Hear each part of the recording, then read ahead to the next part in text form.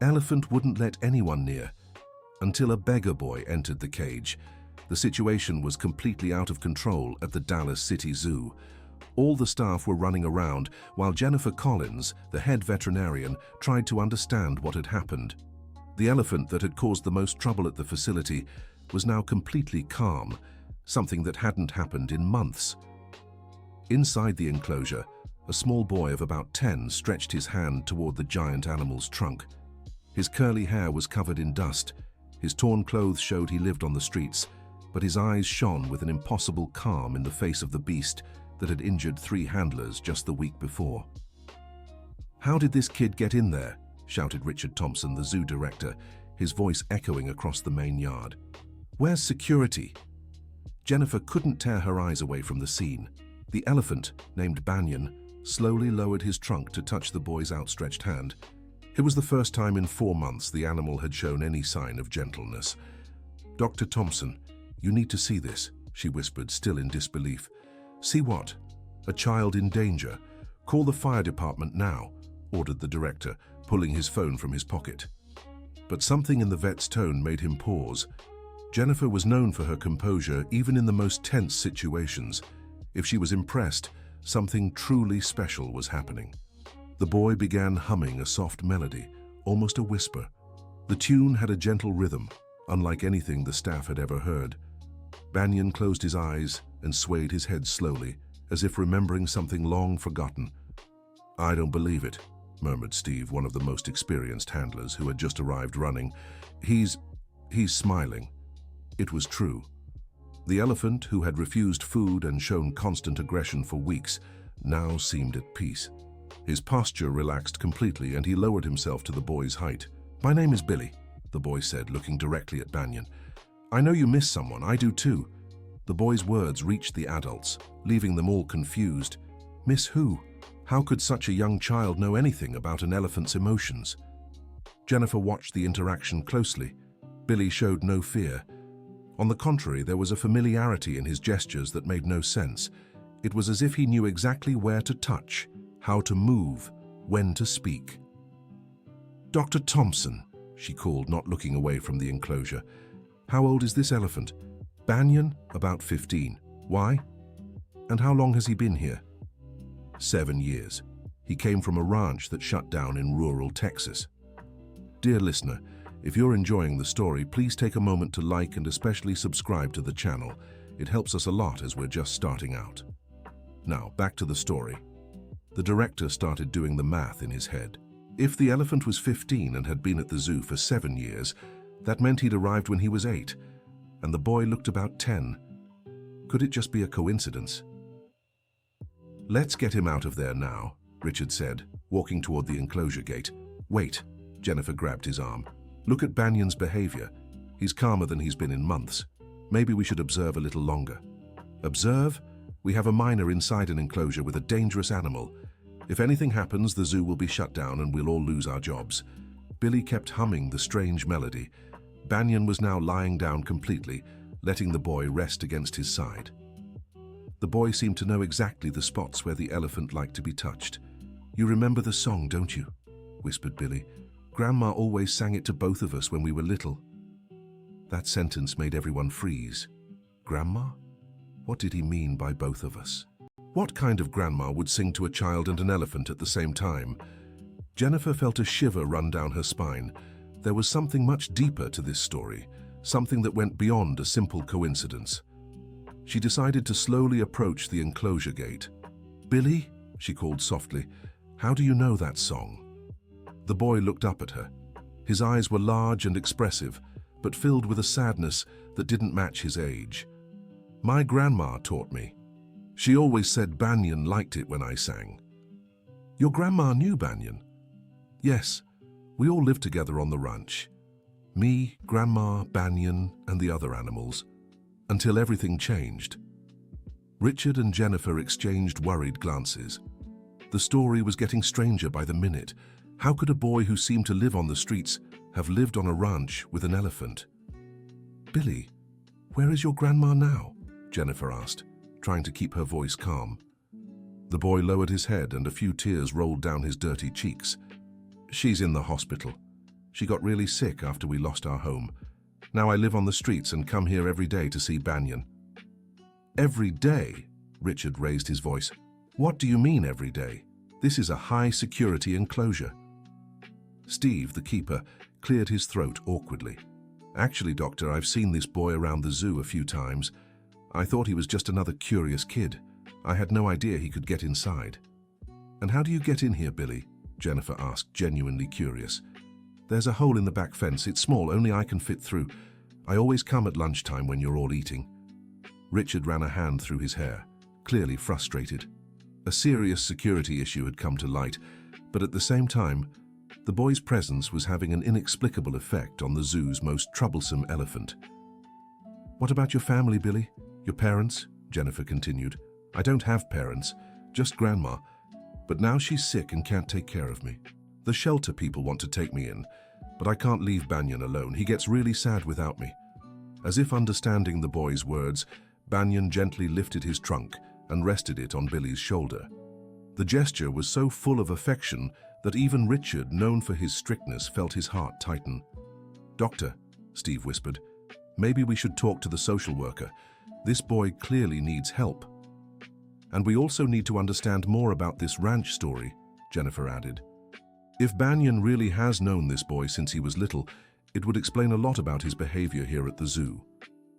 Billy looked at the adults with a worried expression.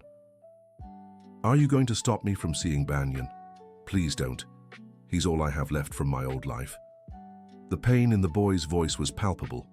Here was a child who had lost everything: family, home, stability, and his only comfort was the companionship of an animal who had also been torn from his natural home. Richard took a deep breath. As the director, his responsibility was to ensure everyone's safety at the zoo. But as a human being, he couldn't ignore the boy's desperate situation. "Billy, you'll have to leave the enclosure now, but I promise we'll talk about this. We need to find a solution that's good for you and Banyan. Do you promise you won't stop me from seeing him? I promise we'll try to find a proper way for you two to meet." Reluctantly, Billy stepped away from Banyan. The elephant seemed to sense the boy was leaving and let out a low sound, almost like a lament. It was the first time in months that the animal had shown any emotion other than aggression. "I'll be back tomorrow, Banyan," said Billy, waving. "Don't forget the music." When the boy finally left the enclosure, Banyan remained lying in the same spot, staring intently at the gate through which Billy had exited. His posture had completely changed. The constant tension that had marked his behavior over the past few months had vanished. That night, Jennifer couldn't sleep. Billy's story intrigued her deeply. She decided to do some research on ranches in rural Texas that had closed about 7 years ago and might have had elephants. It wasn't hard to find information. Wildflower Ranch, located in Woodbridge, had shut its doors in 2016 after the owner, Samuel Gardner, passed away. The ranch was known for housing rescued exotic animals, including 3 elephants. What caught Jennifer's attention the most was a local newspaper article from that time. The piece mentioned that one of the ranch's employees, 73-year-old Margaret Wilson, had been left to care for a young child after the property closed. The report said she was known in the area for her ability to calm animals through traditional African songs. "Margaret Wilson," Jennifer murmured. Could she be Billy's grandma? The next morning, Jennifer arrived early at the zoo and went straight to talk to Richard about her findings. The director listened attentively as he sipped his morning coffee. "So you think this boy actually lived with Banyan? All the evidence points to it. The song he sang, his familiarity with the animal, the mention of his grandma. It all fits. But if that's true, it means the boy and the elephant were separated traumatically. That would explain Banyan's aggressive behavior." "Exactly. And it would also explain why Billy is living on the streets, if his grandma is sick and can't take care of him." Richard drummed his fingers on the table, thoughtful. "We have to be careful. We can't let a child keep sneaking into the zoo, but we also can't ignore the positive effect he has on Banyan." "I have a proposal," Jennifer said. "What if we found this Margaret at the hospital? If she really is Billy's grandma, maybe she can give us more information about their story." "Good idea. But first, we'll have to deal with Billy. He'll surely come back at lunchtime today." As expected, Shortly after noon, the staff saw Billy walking toward Banyan's enclosure. This time, however, they were prepared. Jennifer and Steve waited for him near the gate. "Hi, Billy," Jennifer greeted him gently. "Can we talk before you go in to see Banyan?" The boy looked wary but agreed. They sat on a nearby bench where they could still see the elephant. "Billy, yesterday you mentioned your grandma's name is Margaret and that she's in the hospital. Can you tell us which hospital she's at?" "Mercy General Hospital. But why do you want to know?" "Because we want to help both of you, and Banyan too." "Help how?"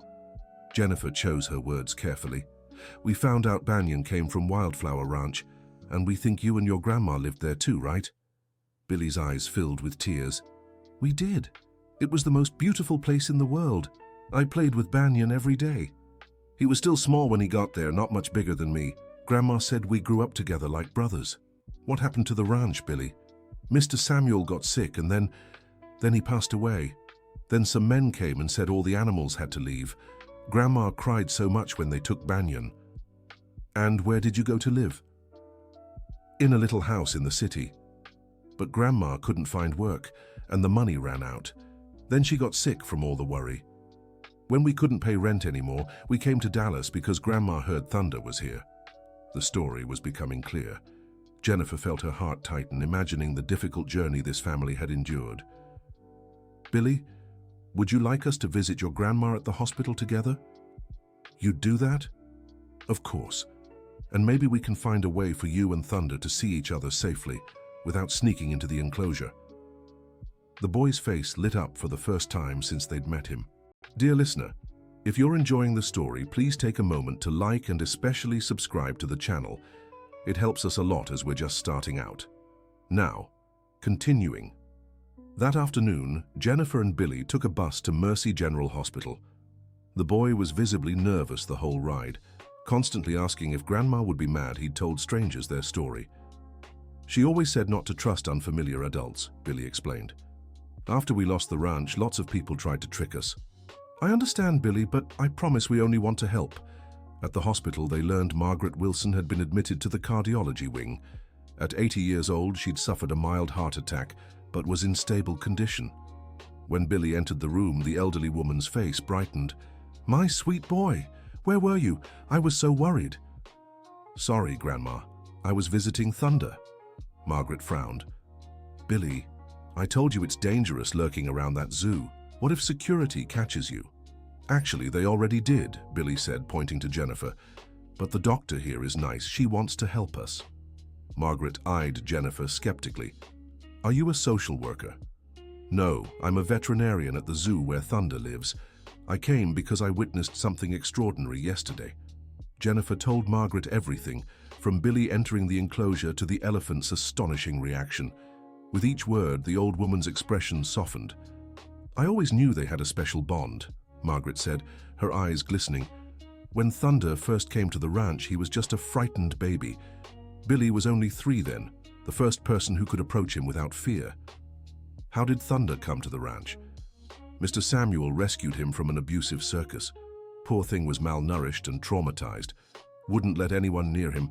But Billy was different." "Different how?" "He seemed to understand animals in a way I'd never seen. Sang to them, talked to them. They always calmed down. Thunder especially. Even as a toddler, Billy had a gift for soothing any upset animal." "And the song he sings?" Margaret smiled for the first time. "Oh, that song. It's a lullaby my mother taught me, and her mother before her. It comes from Africa, from slavery times. My great-grandmother sang it to calm the ranch animals she worked with." "A family tradition, then?" "Yes. And Billy inherited that gift. He's always been special with animals, but with Thunder, it was magic." Billy, who'd been quietly listening, moved closer to his grandmother's bed. "Grandma, the doctor said maybe I can visit Thunder the right way. No more hiding." "That would be wonderful, sweetheart. I know how much you miss him." Jennifer leaned forward. "Mrs. Wilson, I have a proposal. First, tell me, would you be interested in moving closer to the zoo?" "How so?" "The zoo has an empty staff house. If Billy became Thunder's official caretaker assistant, You could live there, it's small but comfortable. But I can't afford... There'd be no charge. It would be in exchange for Billy's work with the animals. Of course, he'd still go to school, but he could help out after classes. Margaret and Billy exchanged glances, hardly believing what they were hearing. "Is that really possible?" the elderly woman asked. "I'll have to convince the director, but I believe so. Banyan's behavior has completely changed with Billy around. That's invaluable to us." "And I could see Banyan every day?" Billy asked, his eyes shining. "Every day. And you'd help other animals too." That night, Jennifer scheduled an urgent meeting with Richard to present her proposal. The director listened carefully, asking a few questions about the legal and practical aspects of the situation. "Are you sure this would work?" he asked. "I am. More than that, I think Billy could help us with other troubled animals. You saw the effect he had on Banyan in just a few minutes. What about the paperwork? The boy's situation isn't regular. The social worker is already handling it. Since his grandmother is alive and his legal guardian, it should be relatively simple to sort out." Richard fell silent for a few minutes, weighing all the implications. "You know what, Jennifer? Over the past few years, we've spent a fortune on medications and treatments for Banyan with no success. If a 10-year-old boy achieved in one afternoon what we couldn't in months, maybe we should try a different approach." "So you approve the proposal?" "I do, but with a few conditions. The boy must attend school, receive psychological and social support, and can only work with the animals under the direct supervision of an experienced staff member." "Perfect. I can supervise him myself. And we'll have a 3-month trial period. If it doesn't work, we'll reevaluate." Agreed. The following week, Margaret was discharged from the hospital. Moving to the zoo's housing was simple, as they had very few belongings. Billy could hardly contain his excitement about finally living near Banyan. On his first official day as an assistant, Billy arrived at the enclosure accompanied by Jennifer and Steve. Banyan recognized him immediately and approached the bars, stretching his trunk toward the boy. "Hi, Banyan," Billy said, gently touching the elephant's trunk. "Now I can come see you every day. I'm not leaving anymore." The elephant seemed to understand the words. His posture relaxed completely, and he let out a low, contented sound. "Amazing," Steve murmured. "In 7 years working here, I've never seen anything like it." Jennifer began teaching Billy the basic safety and animal care procedures. The boy learned at an impressive speed, showing a natural instinct for handling situations. "Billy, do you know why Banyan sometimes gets aggressive with other people?" Jennifer asked. "Because he's scared. When he was little, some bad men hurt him, so now he thinks all grown-ups will hurt him." "And why does he trust you?" "Because I know what it's like to be scared too, and because I'd never hurt him." The boy's simple answer deeply moved Jennifer. Here was a child who, despite so much loss, still held onto his capacity for empathy and compassion. In the following weeks, the change in Banyan's behavior was remarkable. He started eating regularly again, showed curiosity about his surroundings, and even allowed other staff members to approach, as long as Billy was there. "It's like Billy's a translator between us and Banyan," Steve remarked one morning. "More than that," Jennifer replied. "It's like he's Banyan's emotional anchor. His presence gives the animal security." Billy also started attending the local school. At first, he had some trouble adjusting, having gone months without regular schooling. But his natural intelligence and determination soon helped him recover. One afternoon, while Billy was helping clean the Banyan's enclosure, Margaret appeared with a worried expression. "Billy, I need to tell you something." "What is it, Grandma?" "This morning, I had a visit from a lawyer. He said he represents Mr. Samuel's heirs." Billy stopped what he was doing, feeling a chill in his stomach. "And what do they want?" "They want to sell the ranch, and they offered me a job there." "A job?" "As a housekeeper. They said the new family buying the property wants someone experienced to take care of the main house." Billy felt the world spinning around him. After finally finding stability, the possibility of another change terrified him. "But we're not going to accept, right, Grandma? We're fine here." Margaret let out a deep sigh. "Billy, my dear, I know you're happy here. But the salary they're offering is very good. We could have a more comfortable life." But what about Banyan? I can't leave him alone again. Banyan is well cared for here, and you can visit him during breaks. Grandma, please. Banyan needs me. You've seen how he gets when I'm not around. The argument went on for several minutes, with Billy growing increasingly desperate. Margaret, on the other hand, was torn between wanting to provide a better life for her grandson and knowing that separating him from Banyan would be traumatic for both. Jennifer, who had overheard part of the conversation, approached quietly. "May I offer an opinion?" "Of course, Doctor," said Margaret. "Mrs. Wilson, I understand your concern about securing the best future for Billy. But you've seen how Banyan reacted when he was separated from Billy for years.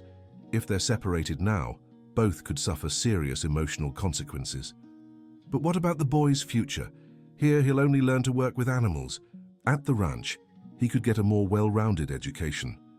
Actually, I have a proposal to make." Jennifer told Margaret about an environmental education program the zoo was developing in partnership with a local university. Billy could participate as an assistant, learning about biology, veterinary care, and animal conservation. "Would it be like a scholarship?" asked Margaret. "Exactly. And Billy could keep helping with the animals, especially Banyan. It's a unique opportunity to turn his natural gift into a professional career." Billy looked hopefully at his grandmother. "Please, Grandma, I promise I'll study hard." Margaret fell silent for a few minutes, watching her grandson and the elephant interact. It was impossible to ignore the special bond between them. "All right," she finally said, "we'll stay, but you'll have to dedicate yourself to your studies like never before. Deal?" "Deal!" Billy shouted, running to hug his grandmother. Banyan, sensing the boy's joy, approached and gently placed his trunk on Margaret's shoulder, as if thanking her for the decision. The following months were full of intense learning for Billy. He divided his time between regular classes, the environmental education program, and caring for the zoo animals. His special way with animals soon caught the attention of other professionals in the field. One day, a female elephant rescued from a circus arrived at the zoo. The animal was extremely stressed, refusing food and showing aggressive behavior. All the handlers tried to approach her without success. "Billy, could you try calming the new elephant?" Jennifer suggested. "Of course, Doctor. What's her name?" "We don't know. The circus called her Jumbo, but that can't be her real name." Billy carefully approached the new elephant's enclosure.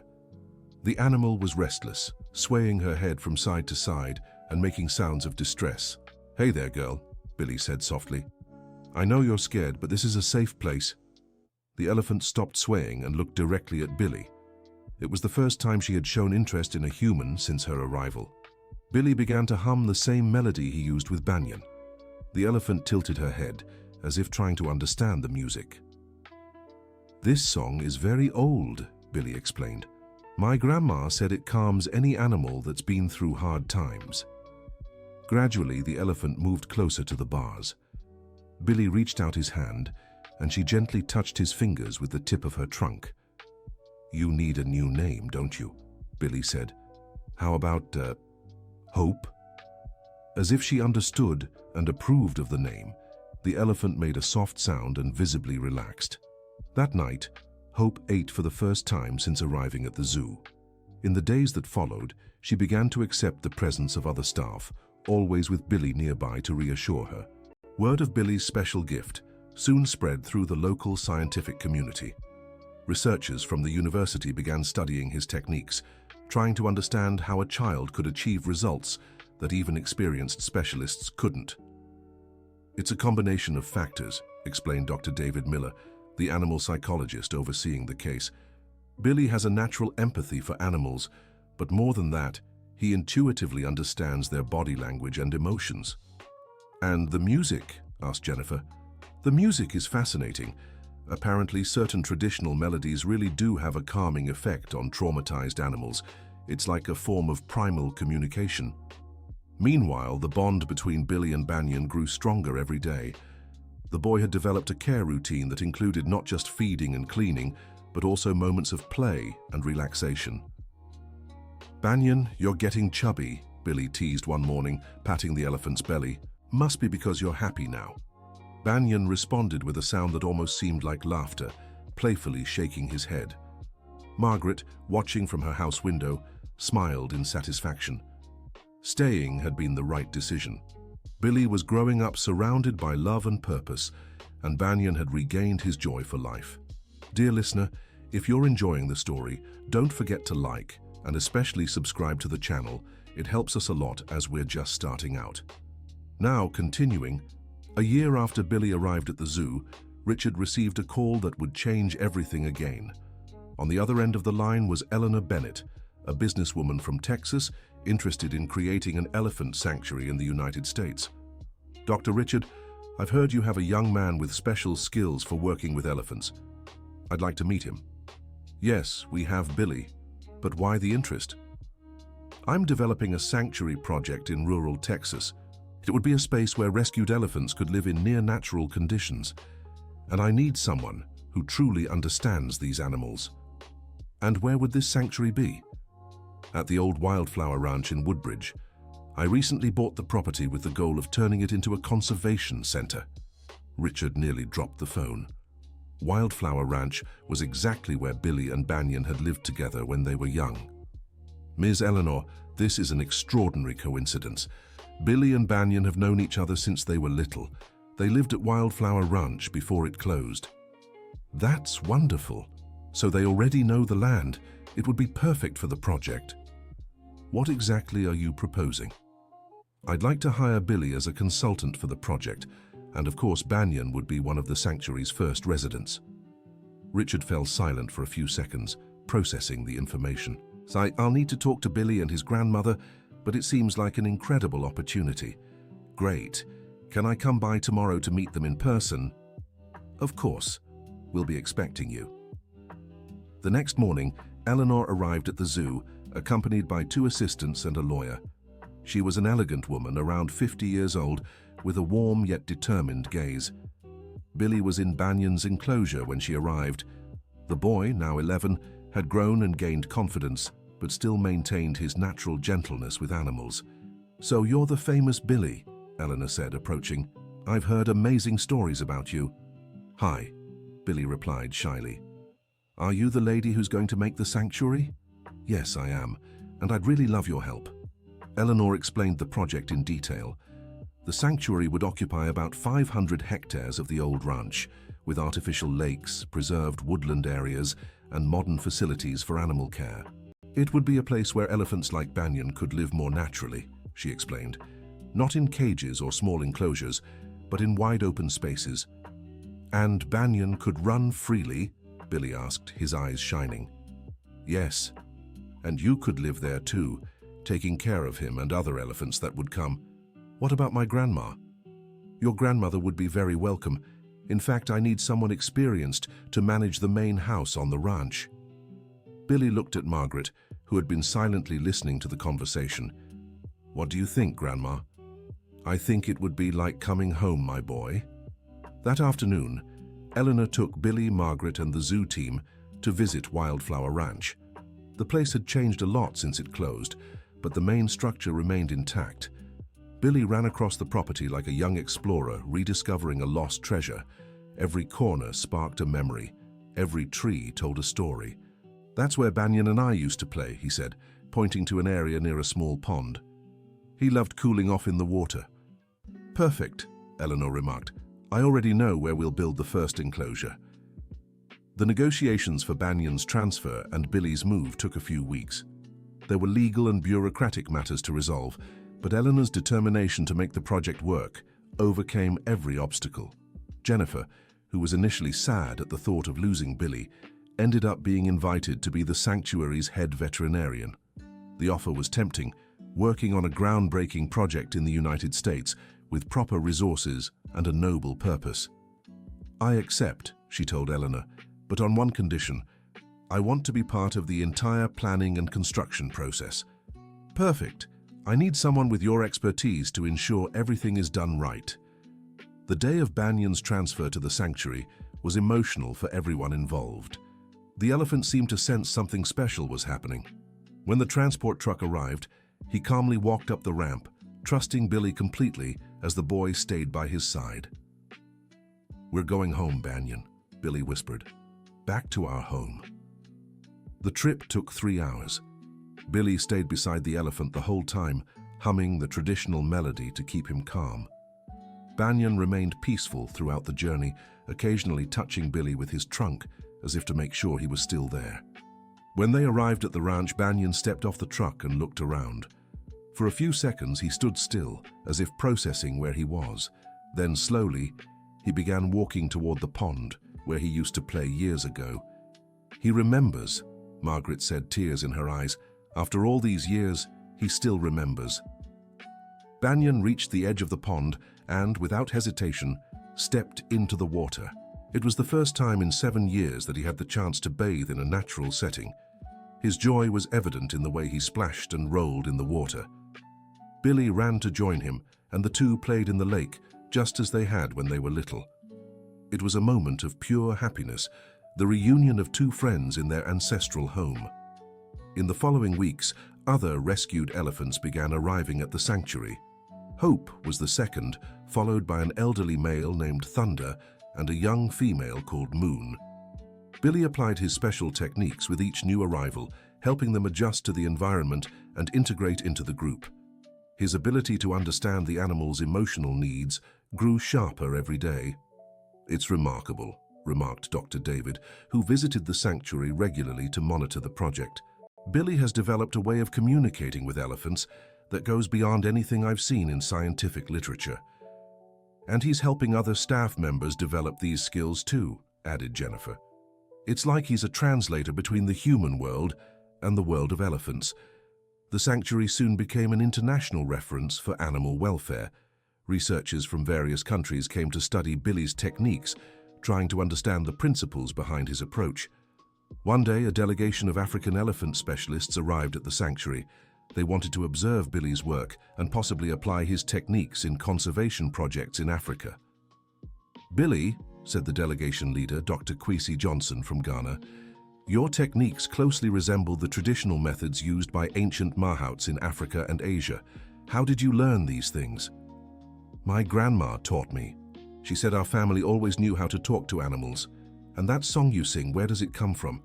"It's very old, from the time of slavery. My great-grandmother used it to calm the animals on the ranch where she worked." Dr. Johnson was visibly moved. "Billy, you're preserving an ancient tradition that was nearly lost. This is incredibly valuable for humanity." The conversation sparked Billy's curiosity about his family roots. Margaret, noticing her grandson's interest, decided to share stories she had kept to herself for years. "Your great-grandmother Beatrice was a very wise woman," she said one starlit evening as they watched the elephants resting. "She said our family had African blood from a tribe that lived with elephants thousands of years ago. Is that why I understand elephants, Grandma?" "Maybe, my child, or maybe it's simply because you have a pure heart full of love." As the months passed, the sanctuary expanded. New enclosures were built, more rescued elephants arrived, and the staff grew. Billy, now 12, had become a central figure in the project, respected by far more experienced adults. "Eleanor," Jennifer said one morning, "we need to formalize Billy's role here at the sanctuary." "How so?" "He's doing the work of a senior specialist, but officially, he's still considered an assistant. I think we should create a specific position for him." "What kind of position?" "Animal behavior specialist, with a customized study program that allows him to qualify in the field." "Excellent idea. I'll talk to our partner university about creating a special program." Meanwhile, the bond between Billy and Banyan remained the heart of the sanctuary. They developed a daily routine that included walks around the property, baths in the lake, and moments of simply being together in silence. "Banyan," Billy said one especially beautiful afternoon, "do you remember when we were little and I was afraid of thunder?" The elephant swayed his head gently, as if he truly remembered. "You always came to stay by my side until it passed. Now it's my turn to take care of you forever." A heavy rain began to fall, and Billy ran to take shelter under the banyan tree, just as he did as a child. The elephant positioned itself to shield the boy from the rain, repeating a gesture it had done hundreds of times years before. Margaret, watching the scene from the window of the main house, sighed contentedly. At 82, she finally felt she had fulfilled her mission of caring for her grandson and ensuring he had a bright future. 2 years after the sanctuary opened, Billy received a surprising offer. An international animal conservation organization wanted to sponsor his studies so he could become a world expert in elephant communication. "It's a once-in-a-lifetime opportunity, Billy," explained Eleanor. "You could study with the best experts in the world and then return to apply that knowledge here." But would that mean leaving Thunder? For a few years, yes, but it would be for his good and for all the other elephants you could help in the future. Billy was torn. On one hand, the chance to study and specialize was tempting. On the other, the thought of being separated from Thunder again was painful. "Can I think about it?" "Of course, take all the time you need." That night, Billy talked at length with Margaret about the decision. "What do you think, Grandma?" "I think you should follow your heart, my boy. But you should also think about the future. This could be your chance to help many more elephants around the world. But what if Thunder gets sad without me?" "Thunder loves you, Billy. And when you truly love someone, you want what's best for them. He'll understand." The next day, Billy went to talk to Thunder. He told him about the opportunity, about his studies, and how he could help many other elephants. Thunder listened attentively, as he always did. When Billy finished speaking, the elephant moved closer and gently touched the boy's face with his trunk as if giving his blessing. "You understand, don't you?" Billy whispered. "I'll study hard and come back even better to take care of you." Thunder made a soft, low sound, which Billy took as a yes. The decision was made. Billy would accept the opportunity to study abroad, but always with the commitment to return to the sanctuary. 3 months later, the day of departure arrived. Billy had just turned 13 and was more mature, but his heart still ached at the thought of leaving Thunder. "I'll be back in 2 years," he promised the elephant, "and I'll write you letters every month. Dr. Jennifer will read them to you." Thunder remained calm during the farewell, as if he understood the separation was temporary and necessary. At the airport, Margaret hugged her grandson tightly. "I'm so proud of you, my boy. Go and become the extraordinary man I know you can be. Take good care of Thunder for me, Grandma. Don't worry, he'll be here waiting when you return." Over the next 2 years, Billy studied intensively at universities in Canada and South Africa. He learned about biology, animal psychology, veterinary medicine, and modern conservation techniques, but he never forgot his roots. He kept in regular contact with the sanctuary, always asking about Thunder and the other elephants. And with every letter he received, he grew more eager to return home. Jennifer faithfully kept her promise to read Billy's letters to Thunder. The elephant seemed to understand the words, came from his distant friend, and always grew calm during the readings. "Hello, Thunder," Jennifer read one Sunday afternoon. "It's very interesting here, but I miss you so much. I've learned a new technique to help elephants who've suffered trauma. I can't wait to show you." Thunder swayed his head gently, as if agreeing with every word. Finally, the day of Billy's return had arrived. He was taller, more mature, but his eyes still sparkled with the same kindness as always. When Billy entered the sanctuary, Banyan was grazing near the lake. The elephant lifted his head, sniffed the air, and recognizing the familiar scent, hurried toward the gate. The reunion was emotional. Billy ran to embrace his old friend, and Banyan gently wrapped his trunk around him. It was as if the 2 years apart had been just a few days. "Hi, my friend," said Billy, tears in his eyes. "I'm back, just like I promised." Banyan responded with the sound Billy had always interpreted as joy, a low, steady rumble that showed deep contentment. In the months that followed, Billy applied everything he had learned to further improve the sanctuary's conditions. He introduced new environmental enrichment techniques, modern behavioral diagnostic methods, and socialization programs for traumatized elephants. The sanctuary became a global model, welcoming visitors from every continent eager to learn about animal welfare and conservation. "Billy," Eleanor said one day, "I have a proposal for you." "What is it?" "How about we create a research institute here at the sanctuary? You'd be the director and we could train other specialists using your techniques." "That would be amazing. We could help elephants all over the world." "Exactly. And best of all, you'd never have to leave Banyan again." The idea for the institute quickly took shape. In no time, Wildflower Sanctuary also became the Billy Wilson Animal Communication Institute, the first center of its kind in North America. Young people from around the world came to study with Billy, learning not just scientific techniques, but also the ancestral wisdom passed down by Margaret and her foremothers. Communicating with animals isn't just science, Billy taught his students. It's also love, patience, and respect. You have to understand that every animal has its own story, feelings, and fears.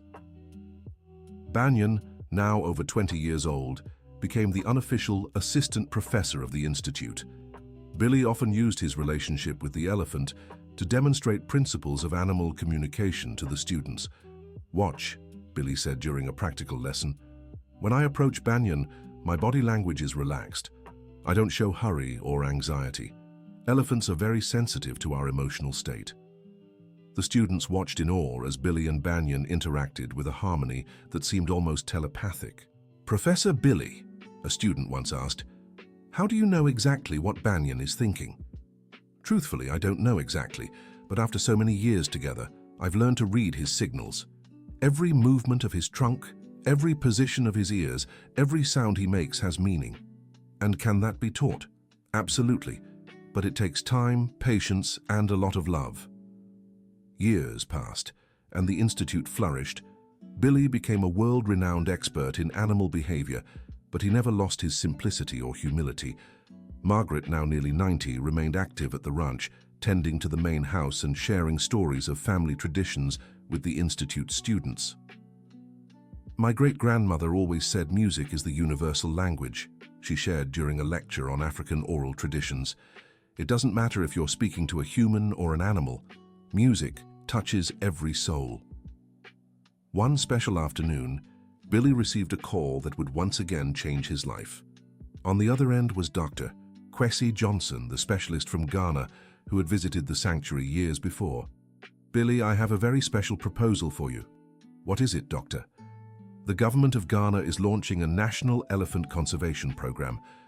We'd like you to come help us implement your techniques in African reserves." "That would be an honor, but I know what you're thinking, and I have good news. The program would include an exchange. African elephants would come to your institute in the United States, and you could send some of yours to Africa. Does that mean Thunder could visit Africa?" "Exactly. It would be like a homecoming for him." Billy fell silent for a few minutes, imagining the possibilities.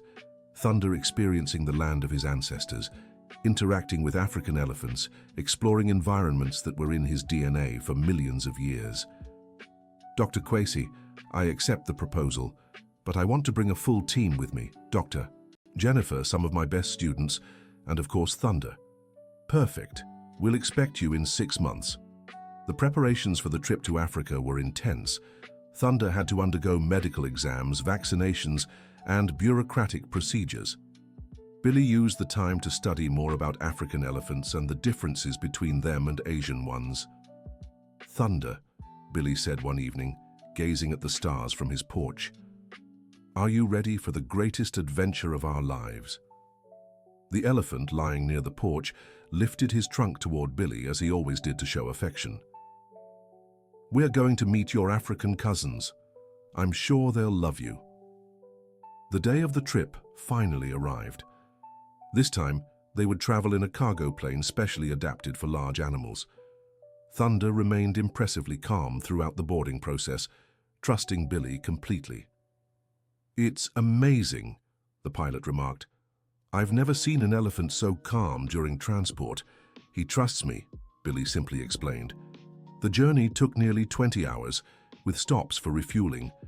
Billy stayed by Thunder's side the whole time, talking to him, singing the traditional melody, and making sure he felt safe. When they finally arrived at the reserve in Ghana, Thunder stepped off the plane and touched African soil for the first time. There was something almost magical about that moment, an elephant born in captivity, finally standing on the land of his ancestors. "Welcome to Africa," Dr. Kwesi said, moved. "Thunder, you're home." The elephant looked around, sniffing the African air, taking in the new scents and sounds. His posture showed curiosity and, surprisingly, a kind of instinctive recognition. In the following days, Thunder was gradually introduced to the reserve's group of African elephants. Billy used all his techniques to ease the integration, acting as a mediator between Thunder and his new companions. "It's fascinating," Dr. Kwesi observed.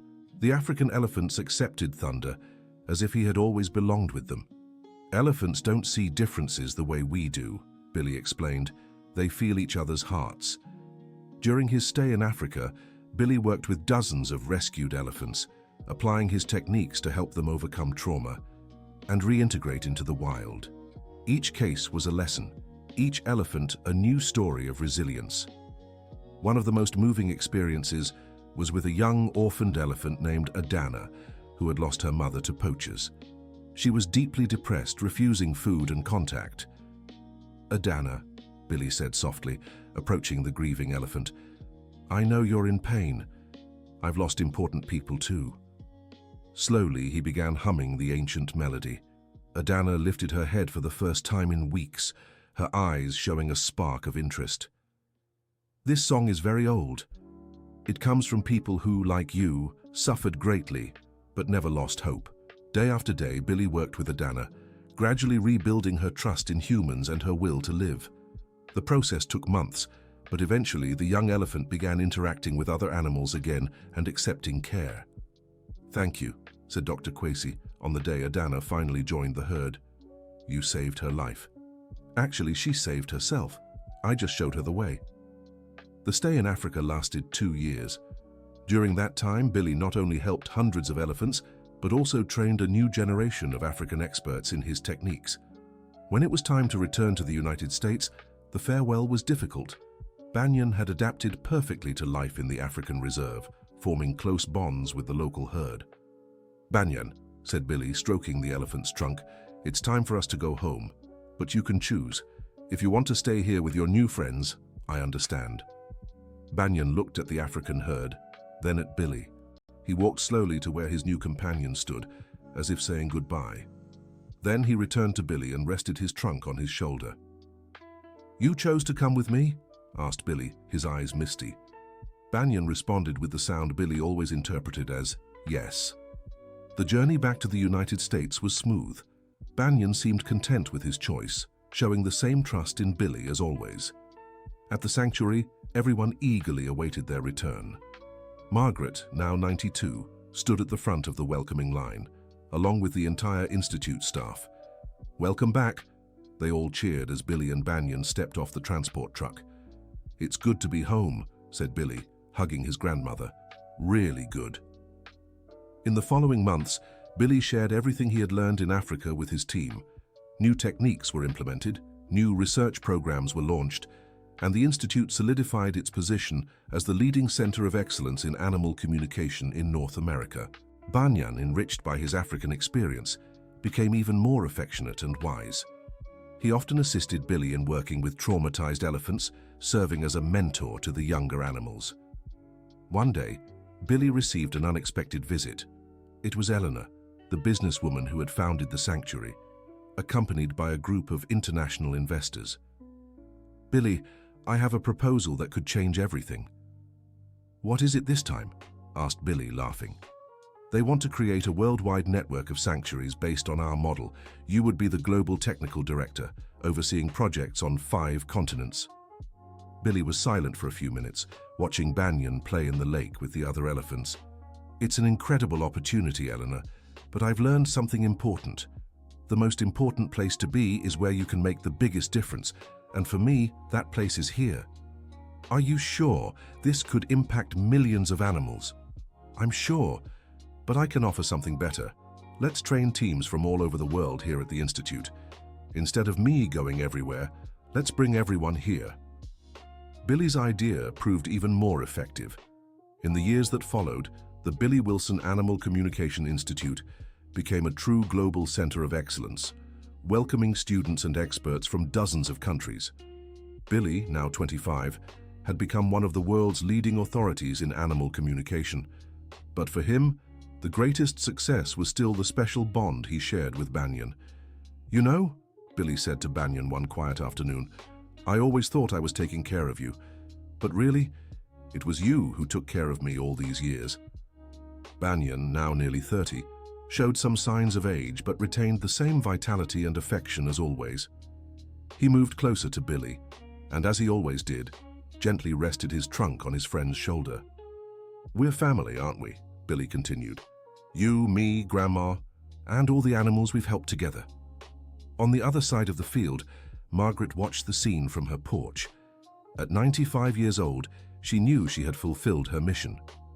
The grandson she had raised had become an extraordinary man, and the elephant he loved was happy and healthy. That evening during dinner, Margaret made an unexpected announcement. "Billy, my dear, the time has come for me to share our family's last secret." "What secret, Grandma?"